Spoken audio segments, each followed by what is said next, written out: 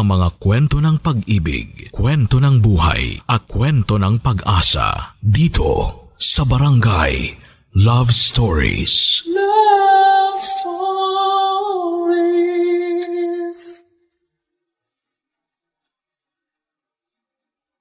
Minsan ay susubukin tayo ng nararamdaman nating pag-ibig. Doon natin malalaman na totoo ang kasabihan na lahat ay hahamakin. Oras na makaramdam tayo ng tunay na pagmamahal. Ikaw kabarangay, ano ang handa mong isakripisyo para sa taong minamahal mo? Ang sabi ko noon kapag nagmahal ako ay hindi ako magpapakatanga ng sobra. Hindi ko ibababa ang sarili ko para lamang sa ibang tao. Palagi kong papahalagahan ang sarili ko dahil yon ang alam kong tama. Hindi tayo nabubuhay para sa iba kaya kailanman kailangan na palaging piliin ang ating mga sarili. Dear Papa Dudut, hello po sa inyong lahat at sa mga kabarangay nating nakikinig ngayon. Tawagin niyo na lamang po ako sa pangalang Justin. 32 years old, nagtatrabaho bilang production operator dito sa Marikina. Matagal ko na pong libangan ang pakikinig ng mga drama kaya naman naisipan ko na rin na gumawa ng sulat para ibahagi ito sa inyong programa na Barangay Love Stories. Lumaki nga pala ako sa isang broken family at nasaksihan ko kung paanong ilang beses na nambabay ang tatay ko noon. Sa ilang beses na yon ay napakaraming beses din siyang pinatawad ng nanay ko at nagtiis sa pagsasama nila kahit na nasasakta na siya. Hanggang sa magkaanak na nga sa ibang babae si tatay at doon na nga tuluyang tinapos ni nanay ang kanilang pagsasama bilang mag-asawa. Nang dahil din doon, papadudot ay nangako ako sa sarili ko na hindi ako magiging kagaya ng nanay ko. Hindi ako magmamahal ng sobra, kagaya ng ginawa niya sa tatay ko. Palagi kong pipiliin ang sarili ko kesa sa ibang tao o kahit pa sinong makarelasyon ko. Pero ang pananaw ko na yon ay nagbago nang makilala ko si Lena, ang girlfriend ng isang katrabaho ko, Papa Dudut.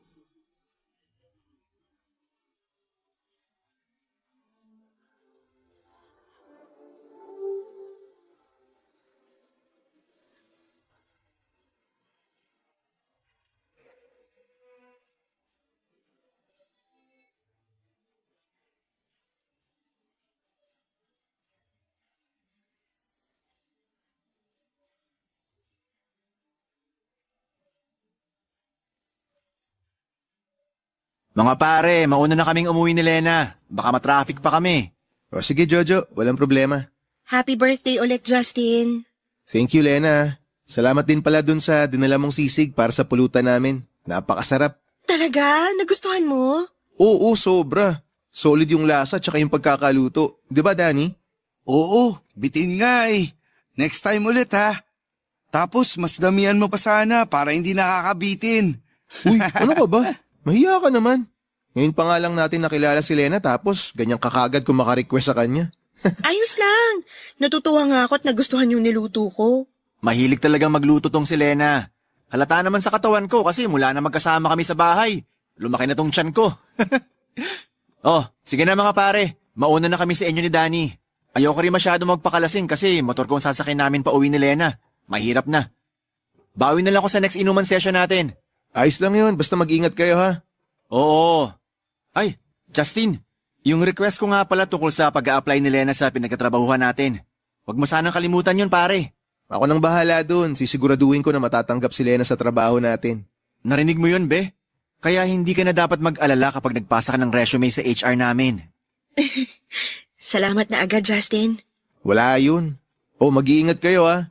Jojo, Ares ha. Kasama mo pa naman si Lena. Alam ni Lena kung gaano ko kaingat sa pagdadrive ng motor. O pare, alis na kami. Happy birthday ulit. Uy, pare! Ang lakas ng topic ah. Concerned lang ako sa'yo, pare. Ha? Bakit naman? Kasi malapit na yatang humiwalay ang ulo mo mula sa leg mo. Sa sobrang habol ng tingin mo dun kina Jojo. Tinitingnan ko lang naman kung hindi na ba sila babalik. Baka lang kasi biglang magbago isip ni Jojo eh. Makipag-inuman ulit sa atin. Alam mo naman kung gaano kalakas uminom yun. Alam ko. Pero kung bumalik ba sila, anong gagawin mo? Eh di syempre, tataboy ko na sila pa uwi. Weh, talaga? Oo nga. Kasi hindi pwedeng malasing si Jojo. Mahirap na, baka maaksidente pa sila. Baka maaksidente sila o si Lena? Ano pinagsasabi mo dyan? Naku, Justin, ilang taon na tayong magkaibigan at magkatrabaho. Kaya alam ko ang dahilan. Kapag ganyan na namumungay ang mga mata mo habang nakatingin sa isang babae. Namumungay talaga mga mata ko kasi nakailang bote na tayo ng alak. Ano ba? Huwag ka na nga mag-deny sa akin, Justin. Aminin mo na. Ha? Ano nga aminin ko sa'yo? Na-type mo si Lena. Uy, huwag kang ganyan. Girlfriend ni Jojo yun. At kung hindi yun girlfriend ni Jojo, matatypan mo nga siya. Sabi ko na nga ba't tama ako? Kapag ganyan mga sagutan mo na hindi ka makapagsalita, alam ko na oo ang sagot mo. Pero hindi mo lang maamin sa akin. Huwag kang mag-alala. Hindi makakarating kay Jojo na type mo ang girlfriend niya.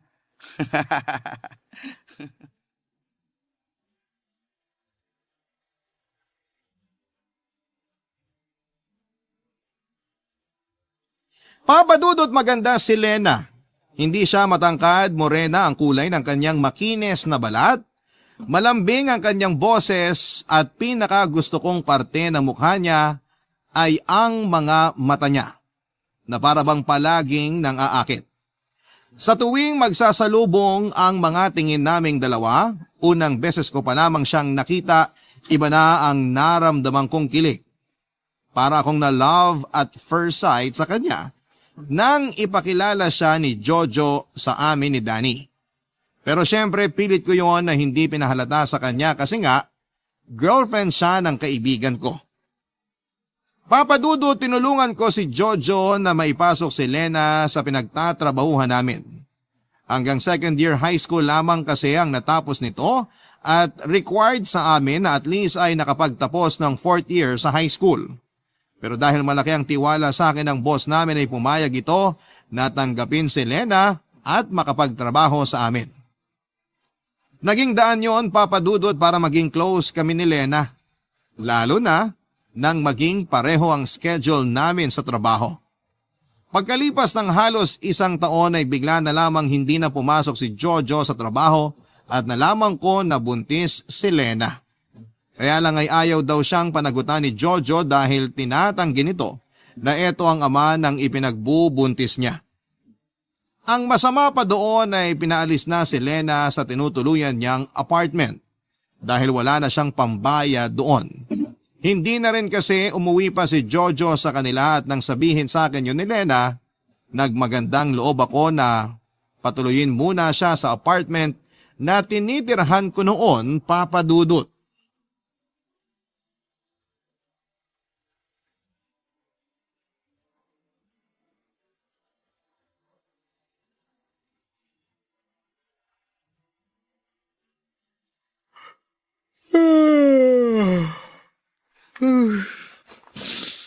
Grabe, nakakaantok talaga kapag ganito kaaga ang shift sa trabaho. Mabuti naman at gising ka na, Justin. Lena, ang aga mo namang nagising. Oo, nagluto kasi ako ng maaalmusal natin eh. Yan pala yung mabangong amoy na gumising sa akin kanina. Pagbangon ko ng sofa, akala ko nanggagaling sa kapitbahay yung amoy. Ang laki rin kasi ng kusina mo rito sa apartment, kaya hindi masyadong dinigsasala yung pagluluto na ginagawa ko rito. Umupo ka na dyan, malapit na ako matapos sa pagpiprito ng galunggong dito. Ay, parang sobrang aga mo nagising ah. Di naman masyado. Hindi masyado pero nakapagsangag ka na ng kanin, nakapagprito ka na rin ng itlog, ito, nakahain na dito sa lamesa. Puno na rin tong termos, oh. Kagabi wala nang laman to ah. Mabilis lang din talaga akong kumilos at magluto kaya natapos ko na kaagad gawin ng mga yan. Eto na yung pritong galunggong na bagay dyan sa sinangag na kanin natin. Grabe, ang sarap naman ng almusal ko. Sisipagin talaga ako nito magtrabaho mamaya. Kailangan mong kumain ng marami kasi alam ko na kapag ganitong patapos ng buwan, tambak talaga kayo sa trabaho. Sinabi mo pa. Kaya panay din ang overtime ko kasi nire-require ng manager namin. Kaya nga ubusin mo tong niluto ko para may energy ka mamaya sa overtime nyo. Gagawin ko talaga yan pero syempre, tutulungan mo ako na ubusin tong mga niluto mo. Oo naman kasi kanina pa rin kami nagugutom ng baby ko eh. Ay, yan na nga ang sinasabi ko eh. Masyado mong pinapagod ang sarili mo. Baka makasama yan sa ipinagbubuntis mo. Hindi naman ako ganong napagod. Hindi gaano pero halos lahat ng gawain dito sa apartment inaasikaso mo. Yung paglalaba, paglilinis ng banyo, pagdidilig ng ilang halaman ko sa labas, tsaka pag-aayos ng mga gamit sa sala. Lahat yun palagi mong inaasikaso. Wala rin kasi akong ibang pwedeng pagkaabalahan dito sa apartment mo, Justin eh. Pwede ka namang manood ng mga palabas sa GMA o makinig sa Barangay LS para hindi ka naiinip dito. Ayun na nga, hindi rin kasi talaga ako sanay na hindi kumikilos sa bahay kaya naghahanap talaga ako ng pwedeng gawin. Pero kailangan mo na rin sanayin ng sarili mo na ipahinga ang katawan mo. Nabanggit mo kasi sa akin yung sinabi sa'yo ng doktor na medyo sensitibo ang pagbubuntis mo. Kaya kailangan mong alagaan ang katawan mo. Inaalagaan ko naman ang sarili ko kaya hindi mo ako dapat alalahanin. Ang totoo, nahihiya na nga ako sa'yo, Justin. Bakit ka naman nahihiya sa akin? Kasi ilang araw na rin akong nagiging abala sa'yo. Sa halip na masarap ang pahinga mo sa kwarto, doon ka sa sala natutulog para magamit ko yung kwarto mo. Okay lang naman talaga sa akin kahit sa sofa na lang ako matulog. O kahit na maglatag ako ng banig sa sahig, makakatulog pa rin ako ng maayos. Ayun naman ang di ko matitiis, Lena. Yung makita na sa sofa ka natutulog lalo na sa kalagayan mo ngayon. Pero apartment mo to, kaya mas may karapatan ka na. Lena, ang sabi ko naman sa'yo, di ba? Habang nandito ka sa apartment ko, ituring mo na rin na parang bahay mo to. Huwag kang mahiya o mailang sa akin. Dahil gusto ko na maging komportable ka habang nandito ka. Salamat talaga, Justin. Salamat sa lahat ng tulong mo sa akin. Sus, wala yun. Basta ikaw, Lena. Papadudot nang magsimulang lumalim ang pagkakaibigan namin ni Lena noon, mas lalo ring lumalim ang espesyal na pagtingin ko para sa kanya. Doon ko nalaman na galing siya sa mahirap na pamilya at lumuluwas pa siya ng Maynila para makipagsapalaran sa buhay. Meron siyang 6 na kapatid sa probinsya at dahil siya ang panganay, siya rin ang maagang sumalo ng responsibilidad mula nang mamatay ang kanilang ama. Doon ako mas lalong humanga kay Lena, Papadudot, kasi nakita ko ang tiyaga niya at labis na pagmamahal sa kanyang pamilya. At kahit wala na siyang masyadong kilala sa Maynila, naglakas loob siyang lumuwas at pumasok sa iba't ibang trabaho na alam niya na para lang makapagpadala ng pera sa pamilya niya sa probinsya. Sa isang karinderya siya noon nagtrabaho nang makilala niya si Jojo at maging boyfriend. Kay Jojo rin ang galing ang ideya na doon na lamang siya magtrabaho sa kumpanya namin na kaagad naman niyang sinang-ayunan. Maayos naman ang naging pagsasama nila kahit may ilang pagtatalo din sila tungkol sa mga gastusin, Papadudot. At pambababae ni Jojo na ilang beses niyang pinalampas. Pero mula na makipaghiwalay ito sa kanya pagkatapos niyang ipaalam na buntis siya ay bigla na lamang itong nag-resign sa kanyang trabaho at hindi na muli pang nagpakita sa kanya, Papadudot. Barangay Love Stories. Barangay Love Stories. Papadudot, sinuggest ko kay Lena na umuwi na lamang muna siya sa pamilya niya sa probinsya. Pero ang sabi niya ay ayaw niyang umuwi sa probinsya para lamang pagchismisan siya ng mga tao doon. Ayaw niya rin na madismaya ang nanay niya dahil ilang beses siyang pinigilan nito na lumuwas ng Maynila. Marami raw kasing babae sa probinsya nila ang lumuwas ng Maynila at umuwi sa probinsya na buntis na pero wala namang mga boyfriend o asawa. Umuwi para magdagdag ng pabigat sa kanilang pamilya. At yon ang ayaw na mangyari ni Lena, Papadudot. Nung araw na sinabi sa akin ni Lena ang tungkol sa pinagbubuntis niya at hindi na pagpapakita sa kanya ni Jojo ay grabe ang iyak niya, Papadudot.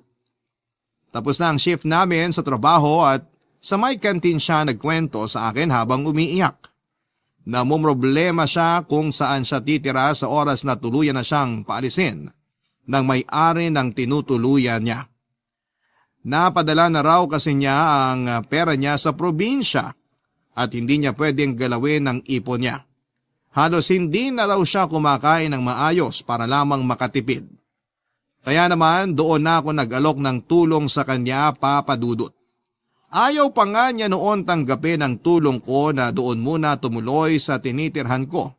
Pero dahil wala na rin siyang ibang mapupuntahan, tinanggap na rin niya ang tulong na binibigay ko.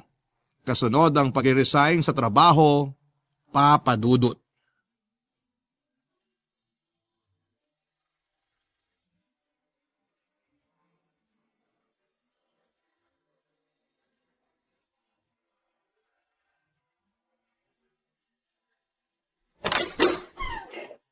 Justin, eto pang minudo para sa pulutan nyo ni Danny. Ayun oh, sakto at ubus na tong lechon kawali na pulutan namin. Lena, thank you ah. Kapag naubos yan, meron pa dun sa kusina. Kumuha na lang kayo ha. Magpapahinga ka na ba? Oo, papasok na rin ako sa kwarto kasi medyo inaantok na ako. Sige, salamat sa pag-aasikaso ng pulutan namin ah. Dito na lang din kami sa labas para hindi ka na maingayan sa amin. Pwede naman kayong pumuesto dun sa sala. Di na, dito na lang kami. Alam mo namang malakas ang boses nito ni Danny. Maaabala ka lang sa pagtulog mo kapag doon kami uminom sa loob. Grabe ka naman talaga sa akin, pare. Bakit? Totoo naman yung sinabi ko ah. Mahihirapan talaga si Lena na makatulog kapag nasa sala tayo kasi kapag nalalasing ka, para kang may megaphone sa lalamunan. Lakas ng boses mo. Hindi naman sobrang lakas, di ba, Lena? Oo, hindi nga. Tsaka, malalim naman ako matulog kaya hindi kayo makakaabala sa akin. O sige na, papasok na ako sa loob ng bahay. Pag tapos na kayo dyan, kahit iwanan nyo na lang dyan, yung mga kalat, bukas ko na lang ililigpit. Uy, ano ka ba? Kami nang bahala magligpit dito. Di ko naman ganong lalasingin tong si Danny kaya mauutusan ko siyang iligpit tong mga kalat mamaya. Oo nga, Lena. Kami nang bahala dito. Oh, narinig mo si Danny. Sige na, Lena, magpahinga ka na. Salamat ulit dito sa mga niluto mong pulutan para sa amin. Wala yon, Justin. Sige na, papasok na ako sa loob. Enjoy lang kayo dyan. Mukhang nagkakamabutihan na kayo ni Lena, pare. Anong nagkakamabutihang sinasabi mo dyan? Ano? Hindi ka pa ba aamin sa akin, pare? Ano na mga aminin ko? Ano pa? E di yung tungkol sa relasyon yung dalawa ni Lena. Uy, walang ganyan ah. Wala kaming relasyon ni Lena. Tsaka hinaan mo nga yung boses mo. Nakakahiya pag narinig niya yung sinasabi mo, baka kung ano pa isipin ng tao. Nagtatanong lang naman ako. Nagtatanong pero parang ayaw mo namang maniwala sa sagot ko. Hindi naman sa ayaw ko maniwala. Ano lang, medyo nangihinayang lang ako. Saan ka naman nangihinayang? Sa chance na sinasayang mo para maging syota mo na si Lena. Justin, alam ko naman na matagal ka nang may gusto sa kanya. Ni minsan ba, sinabi mo sa kanya yung tungkol sa nararamdaman mo na yan? Ay, hindi. Hindi naman kasi niya kailangan malaman eh. Eh bakit mo pa siya tinutulungan kung hindi mo naman ipapaalam sa kanya na gusto mo siya? Tapos, pinatira mo pa talaga siya dito sa apartment mo ng libre. Nakwento mo pa na ikaw na rin ang gumagastos para sa mga prenatal check-up niya. Alam mo kasi pre, hindi naman yun yung purpose ng pagtulong ko sa kanya eh. Tinutulungan ko si Lena kasi kaibigan ko siya. Tsaka nagmamalasakit ako sa kanya. Walang mali siya yung ginagawa ko. At mas lalong hindi ako naghihintay ng kahit na anong kapalit mula sa kanya.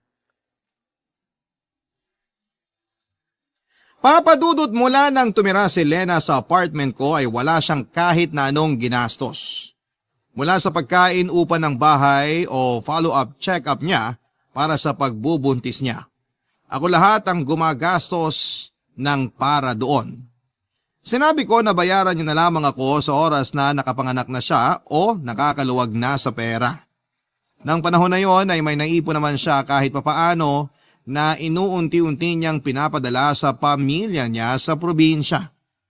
Ginawa niya yon para maitago sa mga ito ang pagbubuntis niya at ang kawalan niya ng trabaho. Alam ko na hindi ko naman talaga responsibilidad si Lena pero hindi ko mapigilan ang sarili ko na tulungan siya, Papa Dudut. Pero huwag niyo sanang isipin na kaya ko siya tinutulungan ay para magkaroon siya ng dahilan na mahalin ako. Hindi yun ang dahilan ko. Tinutulungan ko siya kasi alam ko na hindi niya deserve kung anuman ang pinagdadaanan niya noon.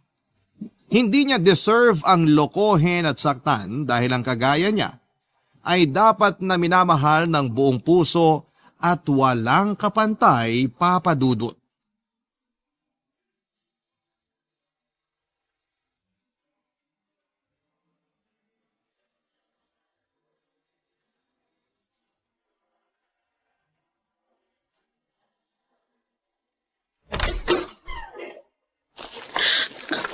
Justin, ang aga mo naman yatang umuwi ngayon.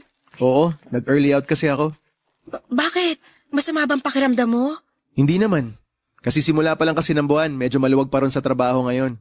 Kaya pinayagan yung iba sa amin na mag-early out.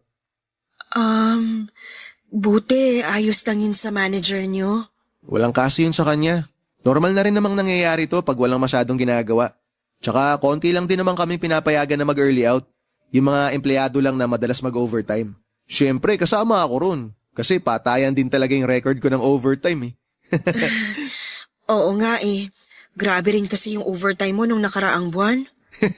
Kung may best in overtime lang na award, ako na nakakuha nun sigurado. Ay, oo nga pala. May dala ako ditong pakwan Di ba sabi mo kahapon gusto mo mag-watermelon shake? Oo. Tamang-tama, gumagana pa yung lumang blender ko dyan kaya magagamit ko pa yun para gumawa ng shake mamaya.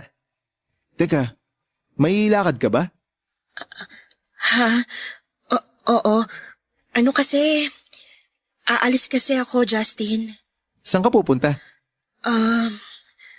Ano kasi, Justin? May schedule ka bang check-up ngayon?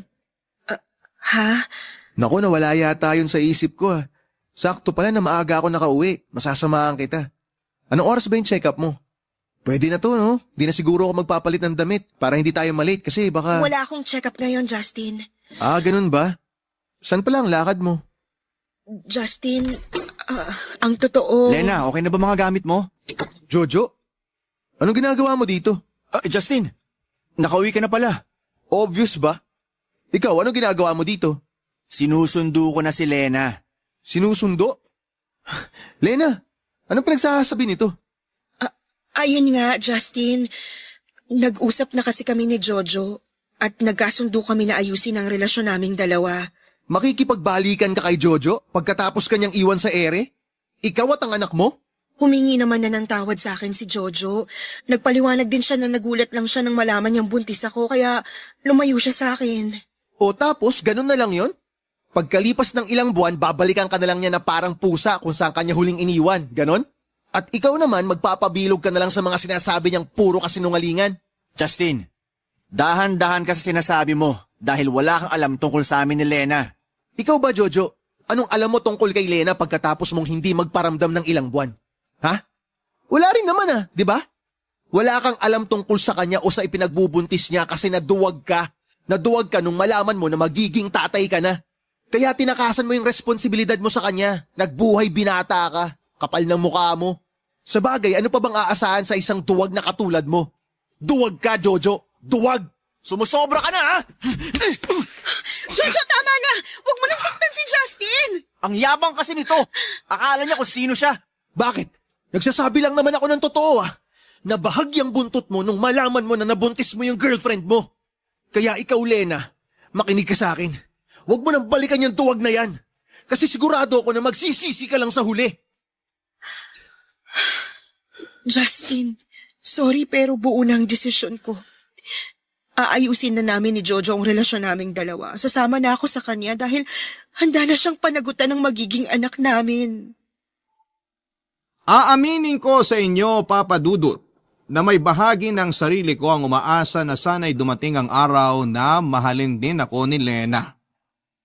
Na mapagtanto niya na mas karapat dapat ako para sa kanya. Hindi ako humingi ng kahit na anong kapalit sa mga ibinigay na naitulong ko sa kanya, pero umaasa ako na sana'y dumating ang araw na masuklian lahat ng sakripisyo at pagmamahal na ginawa ko para sa kanya. Umasa ako na tanggapin niya ako bilang tamang tao na bahagi ng buhay niya. Kaya naman sobra akong nasaktan, Papa Dudut, nang kaagad akong iwanan ni Lena dahil lamang sa biglang pagbalik ni Jojo sa buhay niya. Hindi ako makapaniwala na kaagad nasasama si Lena sa kanya pagkatapos ng ginawa ni Jojo sa kanya. Bakit ito pa rin ang pinili niya kahit na labis na siya nitong nasaktan? Ayoko talagang manumbat pero noong araw na umalis siya, hindi ako nakarinig ng kahit na anong pasasalamat mula sa kanya. Ganon talaga, Papa Dudut, siguro sa mundo ng pag-ibig. Kahit pa tinuturo ng isipan natin kung sino ang tamang tao para sa atin, madalas na mas pinipili pa rin natin ang maling tao dahil sila ang tinitibok ng puso natin. Papa Dudut. Barangay Love Stories. Barangay Love Stories. Papa Dudut, kahit na ilang beses ko pang gustuhing pigilan si Lena na umalis na tinitirhan ko, ay tuluyan na rin akong walang nagawa dahil wala rin naman talaga akong karapatan sa ipinagbubuntis niya. Mahal ko si Lena at kailangan na irespeto ko ang desisyon niya, lalo na at hindi naman talaga ako parte ng buhay niya. Wala akong karapatan sa buhay niya. Papa Dudut, sobra akong nanibago mula nang umalis si Lena sa apartment ko dahil nasanay na rin talaga ako na nandun siya. Ilang buwan din siyang tumira sa bahay at pakiramdam ko noon, nagsasama na kami talaga bilang mag-asawa.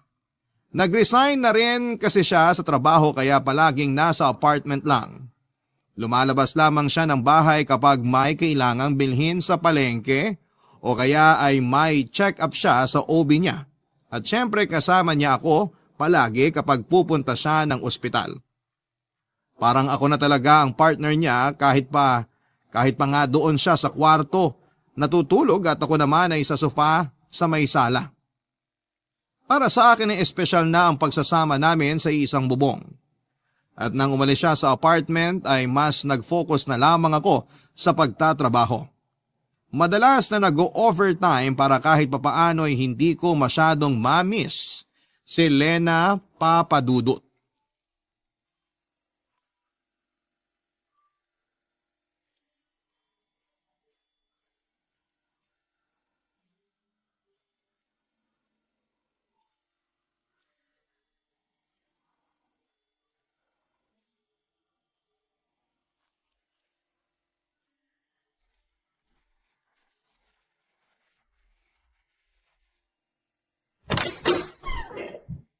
Lena? Hi, Justin. Good morning. Good morning. Napadalaw ka? Pwede ba akong pumasok sa loob ng apartment mo? Ha? Oo naman. Halika, pasok ka. Salamat.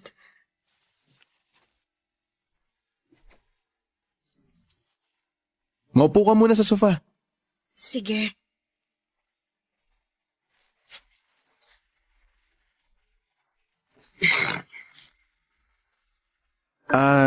Nagugutom ka ba? May gusto ka bang kainin o inumin? Gusto mo ba ng kape o... Justin, ayos lang ako. Hindi ako gutom at hindi rin ako nauuhaw. Okay. Bakit ka nga pala biglang bumalik dito sa apartment? Tsaka napansin ko medyo malaki yung bag na dala mo Anong meron? Ang totoo, umalis na kasi ako dun sa tinutuluyang bahay ni Jojo. Ha? Bakit? Anong nangyari? Uy, Lena, sandali lang. Huwag kang umiyak. Sabi mo sa akin kung ano bang nangyari. Sinaktan ka ba niya? Pinagbuhatan ka ba niya ng kamay? Mas masakit pa dyan ang ginawa niya sa akin, Justin. Anong mas masakit pa yung ginawa niya sa'yo? Bakit? Ano bang ginawa niya? Sabihin mo sa akin, Lena. Niloko niya ako. Niloko ako ni Jojo, Justin. Niloko niya ako. Ang sakit. Ang sakit, Justin. Lena, sandali, huminahon ka lang. Baka mamaya makasama pa sa baby mo yung sobrang pag-iyak mo Ang sakit kasi talaga, Justin. Hindi ako makapaniwala na magagawa yun sa akin ni Jojo ngayong magkakaanak na kami. Ano ba kasing nangyari? Nahuli ko siya. Nahuli ko siya na may ibang babae na pala siya. Paano mo siya nahuli? Ilang araw na kasi siyang umuwi ng malalim ang gabi. Tapos, madalas na may naaamoy akong pabango ng babae sa mga damit niya na nilalaban ko. Baka naman may katrabaho lang siyang babae na napadikit sa kanya. Posible naman yun. Hindi, Justin. Noon pa lang, malakas ng kutob ko na may ibang babae si Jojo. Kaya hindi ako nakatiis. Pinuntahan ko siya kagabi sa pinagtatrabahuan niya. Nakuha ko kasi yung address sa company ID niya, kaya alam ko kung saan ko siya pupuntahan. Sinakto ko sa oras ng tapos ng trabaho niya at doon. Doon ko nakita na tama ang lahat ng hinala ko, Justin. Nakita ko siyang naglalakad habang may kahawak kamay siya na ibang babae. Kaya hindi ko na napigilan ang sarili ko. Sinugod ko sila pero pinagtabuyan lang ako ni Jojo. Tinulak niya pa ako ng malakas. At halos masubsob ako sa lupa nang gawin niya yun. Ano? Ginawa niya sa'yo yun? Oo. At sinabi niya na kahit kailan, ayaw niya na raw ako makita pero hinintay ko pa rin siya sa apartment niya, Justin. Hinintay ko siya hanggang kaninang madaling araw. Pero hindi siya umuwi. Nag-text lang siya sa akin na sana raw pag-uwi niya sa bahay. Hindi niya na ako makita doon. Ay, napakawalang hiya talaga ng lalaking yun. Justin, ayoko talaga sanang umalis.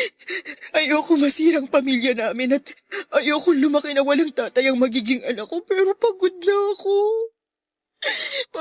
Pagod na akong mahalin si Jojo. Pagod na akong masaktan ng dahil sa kanya pero natatakot ako.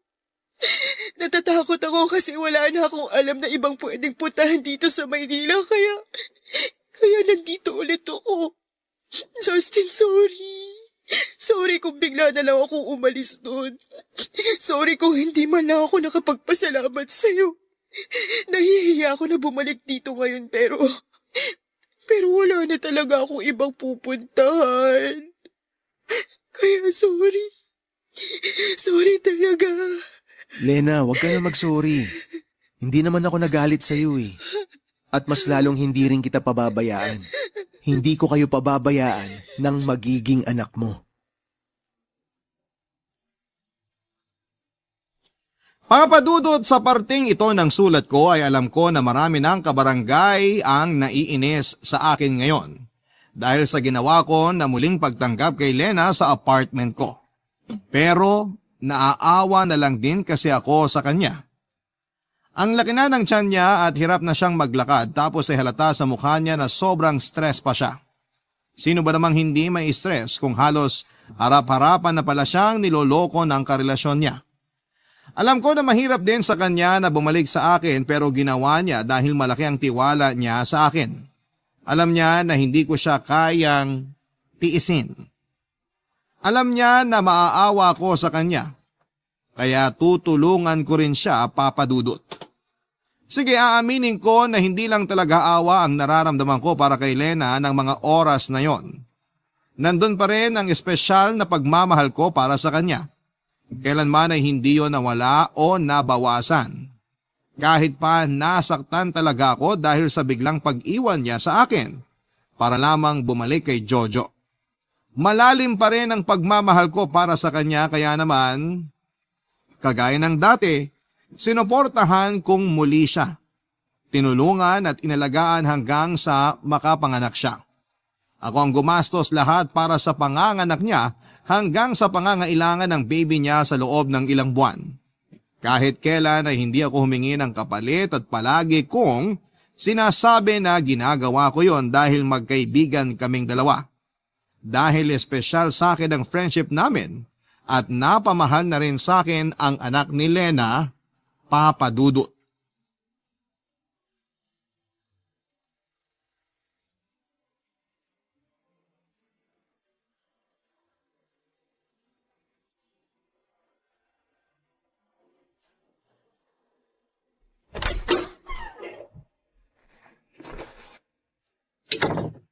Lena? Lena, nasa kwarto ka ba? May papakita ako sa'yo, dali. Sigurado magugustuhan mo to. Justin? Lena, sorry hindi na ako kumatok. Dumiretso pasok na ako. Excited na kasi ako ipakita sa ito eh. Ay, teka, tulog na ba si baby? Oo, kanina pa kaya medyo malalim ng tulog niya sa crib ngayon. Mamaya ako na lang siya lalambingin. Gusto ko na talagang makita mo tong dala ko. Oh, buksan mo tong paper bag, dali. Anong laman nito? Buksan mo na para malaman mo. Sige. Mga damit para kay baby? Oo, para sa kanya lahat yan. Binili ko yan sa asawa ng kasamaan ko sa trabaho. Branded at brand new ang mga yan, pero mura lang niya binenta sa akin. Binigyan niya kasi ako ng malaking discount para daw makabili ako ng marami. Ang gaganda ng mga to, Justin. Mukhang bagay talaga sa baby ko. Ako mismo pumili ng mga yan. Sobrang excited ko nga kanina habang pumipili ako eh. Ang gaganda nga talaga ng mga to. Nagustuhan mo ba? Oo naman, syempre. Lahat to, bagay na bagay kay baby. Ang totoo, nahihiya na nga ako sa'yo, Justin eh. Bakit ka naman mahihiya? Alam mo naman na napamahal na sa akin ng baby mo. Kaya ginagawa ko to kasi importante siya sa akin. Importante kayong dalawa sa akin ng baby mo. Ayun na nga. Masyado mo nang inaakong responsibilidad sa amin ng anak ko kahit hindi mo naman kailangang gawin yun. Magkaibigan tayong dalawa kaya hindi ka na iba sa akin. Parte na kayo ni baby ng buhay at pamilya ko. Pero sobra-sobra na tong ginagawa mo para sa akin. Minsan, hindi na kinakaya ng konsensya ko na tanggapin yung bagay at effort na binibigay mo sa amin, Justin eh. Kasi alam naman natin ang totoo. Hindi mo kami pamilya ng anak ko. Teka, Lena. Ano ba yung mga sinasabi mo? Justin, sorry. Sandali. Bakit meron dalawang malaking bag dyan sa tabi ng kama? Mga gamit niyo ba ni baby yung nasa loob ng mga bag na yan, Lena? Ano, Lena? Bakit hindi mo sinasagot yung tanong ko? Ano ba talagang problema? Bakit bigla ka nalang nag-impake? Aalis na ako, Justin. Aalis na kami ng anak ko. Ano? Salamat sa lahat pero kailangan na naming umalis, Justin. Kailangan na naming umalis dito sa apartment mo. Pero bakit nga? Ano bang nangyari at bigla ka nalang nagdesisyon ng ganyan? Ginagawa ko lang kung ano yung alam kong tamang gawin. Okay, ganito. Sabihin mo sa akin ang totoo. Papayagan kitang umalis kung sasabihin mo na babalik ka na sa pamilya mo sa probinsya. Kung doon kayo pupunta ng baby mo, papayag ako, walang problema. Kung gusto mo nga, ako pa mismo maghahatid sa inyong dalawa ron. Ano? Bakit hindi ka makasagot? Siguro tama yung hinala ko, no? Siguro tama yung iniisip ko na babalik ka lang naman dun sa walang kwentang Jojo na yun. No? Tama ako, no?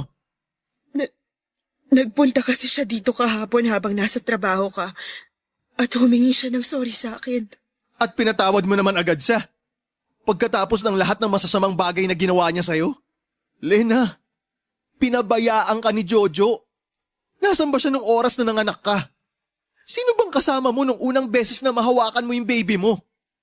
Hindi ako nanunumbat, pero sana naman maisip mo na kahit kailan hindi siya naging mabuting tatay para sa baby mo. Nagbago na si Jojo at naniniwala ako sa kanya. Alam ko na mahal niya kami ng baby ko. Yan din ang sinabi mo dati. Tsaka alam mo, sa totoo lang, nakita ko na lahat to. Nangyari na lahat to eh. Yung bigla ka nalang aalis dito para lang bumalik sa walang kwentang Jojo na yun. Lena, kailan ka ba maaawa sa sarili mo? Ha? Ilang beses ka na niyang sinaktan, pero balik ka pa rin ang balik sa kanya. Mahal ko si Jojo at mahal niya rin ako. Pero mahal din kita. Mahal kita, Lena. At kahit kailan, wala akong ibang ginawa kundi ang iparamdam sa iyo yung pagmamahal ko. Pero anong ginagawa mo? Paulit-ulit mo sinasaktan yung sarili mo. Nandito naman ako. Nandito ako para sa inyo ng anak mo. Naging mabuti naman ako sa kanya, di ba? Nakita mo yun. Ginawa ko ang lahat para maibigay ang pangangailangan ng baby mo. At kaya ko mas patunayan pa yung pagmamahal ko sa... Justin, tama na. Alam ko naman yung tungkol sa nararamdaman mo para sa akin sa simula pa lang eh. Kaya sobra ako nagpapasalamat sa'yo. At sorry. Sorry kung kahit kailan hindi ko kayang suklian yun. Bakit hindi mo muna subukan? Subukan mo na mahalin ako, Lena. Subukan mo lang. Dahil alam ko na kahit kailan hindi ko magagawa yun. Hindi ko magagawa na mahalin ka kasi si Jojo lang ang mahal ko. Kaya aalis na kami ni baby. Babalik na kami sa kanya. Sa tunay na tatay ng baby ko. Lena, please. Pagbigyan mo naman ako. Subukan mo lang na mahalin ako. Huwag ka na munang umalis dito. Kaya ko kayong alagaan ng anak mo. Kaya ko magpakatatay at gagawin ko ang lahat para sa... Tama na, Justin.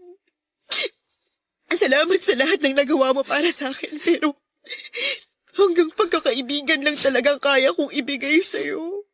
Sorry. At salamat sa lahat ng tulong na naibigay mo sa akin. Papa Dudut, yon ang unang pagkakataon na inamin ko kay Lena ang nararamdaman kong pagmamahal para sa kanya. Naisip ko na oras na para malaman niya kung bakit ko nga ba ginagawa ang lahat ng yon para sa kanya. Bakit masyado ko nang ibinaba ang sarili ko para lamang matulungan sila ng anak niya. At ang akala ko ay kagaya ng sabi ng ibang tao ay luluwag ang pakiramdam mo oras na maipaalam mo at masabi ang totoong sinisigaw ng puso mo. Pero hindi yon ang nangyari sa akin, Papa Dudut. Kailanman ay hindi gumaan ang nararamdaman ko. Mula nang aminin ko kay Lena ang pag-ibig na matagal ko nang tinatago para sa kanya. Dahil sa huli ay pinili niya pa rin na muli akong iwanan. At muling bumalik sa lalaking ilang ulit na siyang sinaktan. Hindi ko alam, Papa Dudut, kung gaano kamartir si Lena para lang magawa niyang bumalik muli kay Jojo. Pero baka ayaw niya lang din na lumaki ang anak niya na magkahiwalay sila ni Jojo. Papa Dudut, hindi pa rin yon dahilan para tiisin lahat ni Lena ang lahat ng panloloko sa kanya ni Jojo. Handa naman akong tumayo bilang tatay ng baby niya kahit panghabang buhay pa. Tatanggapin ko ang lahat ng parte ng kanyang nakaraan. Ilang beses ko yon na sinabi, pinaalam at pinaramdam kay Lena. Kaya nga, ginastosan ko siya kasama ng anak niya. Alam ko na hindi ko dapat inuungkat dahil parang panunumbat na ang ginawa kong tulong na nagawa ko para sa kanya. Pero yun naman kasi talaga ang katotohanan. Noong mga oras na nahihirapan si Lena sa pagbubuntis niya ay ako ang kasama niya hanggang sa dumating ang espesyal na araw na isinilang na niya ang anak niya. Papa Dudut, na imagine ko na noon na para na kaming isang masayang pamilya ni Lena. Ako na ang kikilalaning tatay ng anak niya at magsasama na kami bilang isang pamilya. Isang pangarap na hanggang imahinasyon na lamang pala dahil kailanman ay hindi ako kasama sa mga plano ni Lena. Nang araw na yon, ilang beses pa akong nagmakaawa sa kanya na huwag akong iwanan. Hindi lang dahil sa mahal ko siya kung hindi dahil mahal ko na rin ang anak niya. Pero walang napuntahan ang pagmamakaawa ko na yon at muli niyang pinili na iwanan ako na para bang hindi naging parte ng buhay niya. Papa Dudut, mas mahirap para sa akin ang pag-alis na yon ni Lena dahil nasanay na ako nakasama sila ng anak niya sa bahay ko. Nakabuo na ako ng mga plano at pangarap kasama silang dalawa. Pero sabi nga nila hindi kailanman natin dapat na pinipilit ang mga sarili natin sa taong hindi naman tayo gustong makasama. Kaya kahit napakahirap para sa akin ay pinilit kong tanggapin na kailanman ay hindi ako ang pipiliin ni Lena na mahalin at maging parte ng buhay niya. Papa Dudut, doon ko na-realize na madalas talaga na natatalo ng puso ang isipan pagdating sa paggawa ng mga desisyon sa buhay. Kahit gaano pa katama ang isip at kamali ang gustong gawin ng puso ay palagi pa rin nagwawagi ang huli. Kahit alam natin na masasaktan lang din tayo, palagi pa rin nating pinipili ang magmahal. Dahil sa bandang huli, ang mahalaga doon ay naging masaya tayo kahit sa maikling parte lamang ng kwento ng buhay natin. Dito na po nagtatapos ang sulat ko at sana'y nakapag-iwan po ito ng aral sa ating mga kabarangay.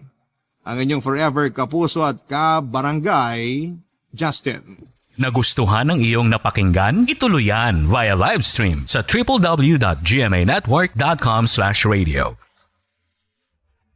Barangay LS 97.1 Forever